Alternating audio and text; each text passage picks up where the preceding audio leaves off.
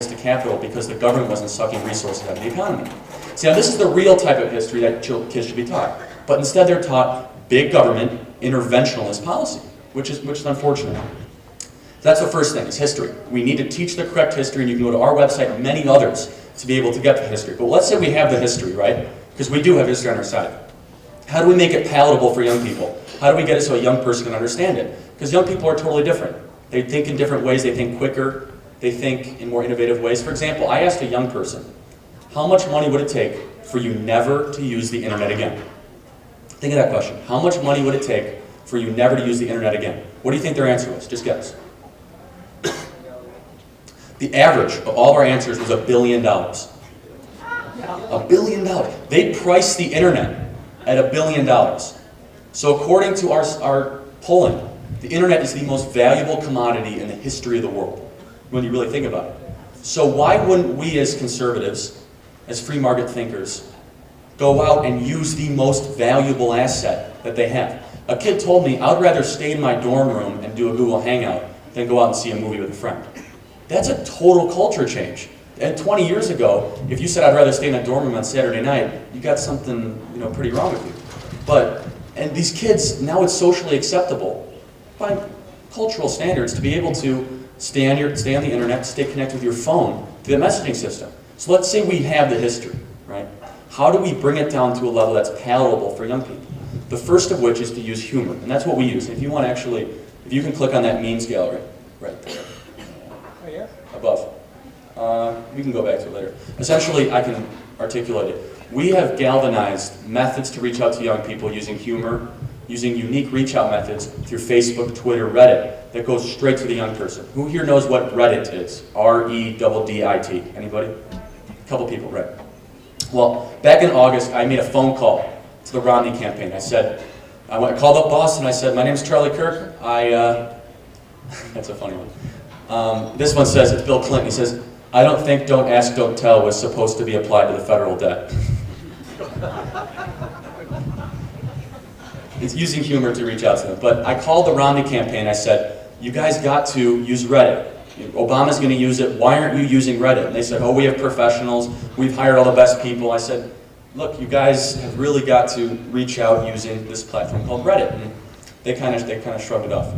On August 28th, President Obama hosted a live Reddit session. He had so much traffic, he crashed the site. First person in the history of the site to crash it. One of the most trafficked websites on the internet. President Obama crashed. But it was through artificial, logarithmic analyzing, through artificial trafficking that he was able to crash the website. But why didn't the Romney campaign take what I said and take my advice? It's because there's an old way of thinking that no matter how many doors we knock on, how many tennis shoes we have, we're going to win elections. That's totally changing. I mean, for example, I don't have a landline. I have a cell phone. It's just that simple.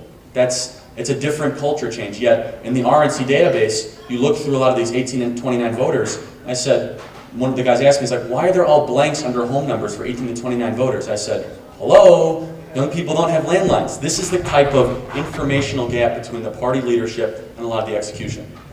The second is technology. The third of which, I think we need to start making the moral case. When you talk to a young person, you're one-on-one with them, this is probably the most important of the three, is you need to make the moral argument for what you're talking about. Let me give you an example. Back in May, I was giving a debate against a young lady, and she was a socialist. She was a declared socialist in our school, and she said this. I made the case for capitalism rather poorly at first.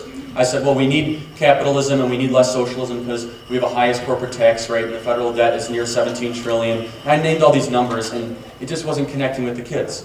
And then she said this. She said, oh, well, we need socialism because I read somewhere in a book that there was people in the streets living in cardboard boxes and nobody in socialist country lives in cardboard boxes.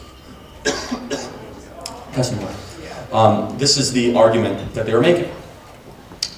And so what did I do next time? I got up there, and instead of reciting numbers and statistics and facts, I simply said, thank you.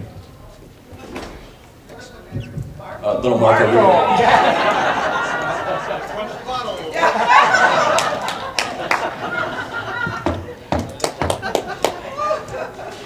Of course. Where was I? Okay, so I made the moral case for capitalism, and it's very, very simple. Here's all you have to say. Capitalism is the only system that protects private property rights, that respects the individual. If you hate poverty, you should love free markets. Think about it. If you're trading, are you ever going to trade down for a product? You're going to trade up. You're going to try to increase your own standard of living. You're trying to increase your own value.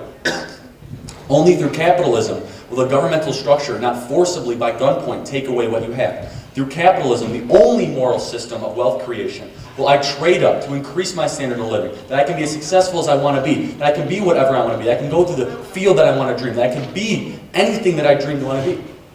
The young people all of a sudden turn up. Excuse me. How many numbers did I say in that argument? I didn't say one statistic. Because the numbers, I mean, the young people, it's kind of a disconnect. Because you need to say 16 trillion, 2 trillion, it doesn't connect to that. But if you make that moral case, the opportunity case, you just made that connection. The socialist, of course, had a retort. She said she was totally taken back because there is no moral case for socialism. There is no moral case to say, oh, we need a ceiling and nobody can earn more than this amount. So I want to use this metaphor, and feel free to use it.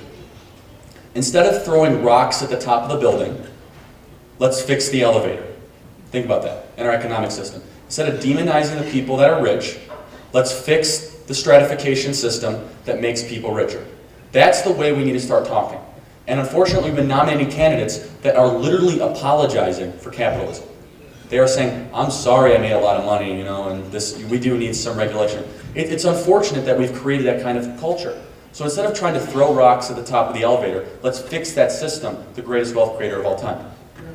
The last thing I'm going to close with, and this is kind of the premise of our organization, is innovation. We cannot stop innovating through our messaging system. But I think Marco Rubio said it best last week at CPAC. We don't need new ideas. The ideas have been proven. We don't need new policy initiatives. We just need to reapply them to the 21st century. The Constitution was not written for the times. It was written to stand the test of time. And we need to remember that. We need to stop apologizing for what the Founding Fathers tried to create. And a young person will respect that, because they'll respect principle. They won't respect fluidity or flip-flopping. I wonder who did that, right? Because that's not what, they're tired of growing up in that culture. They want something they can relate to. And if we take these principles that are timeless principles of fiscal responsibility, free markets, constitutionally limited government, being constitutional conservative, and reapply them to today, we can be nothing but successful. Now the last thing is this. The most important thing is courage. And it's very hard to be courageous nowadays, especially in a lecture hall. Because a teacher holds something so important that almost no one else in the world can hold. Your grade. And as a young person, you're taught that the most important thing is your grade. And if I argue against this teacher, then I'm going to lose my grade and something's going to be wrong. Let's put it in perspective. This country was founded by people who were not politically correct, that risked a lot, that maybe ventured into waters that were, at the time, unheard of. We need to start being less afraid of, oh, my grade's going to be affected, and oh, I'm not going to have a country in 20 years. And that's the type of rhetoric we need to start teaching our young people. And that's the culture that we're going to create. So the three again, through history, through technology, and through the moral argument, you will reach young people, you will be successful, and we will win elections. Thank you, and I'd like to open up for questions.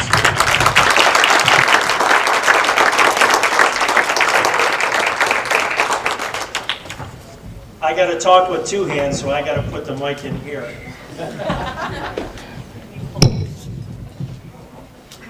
You look at a man coming all the way from Chicago today, probably through some snow as he came into the Michigan, across Lake Michigan. We had that lake effect snow. Got here at 4:30, he was on time, ready to go.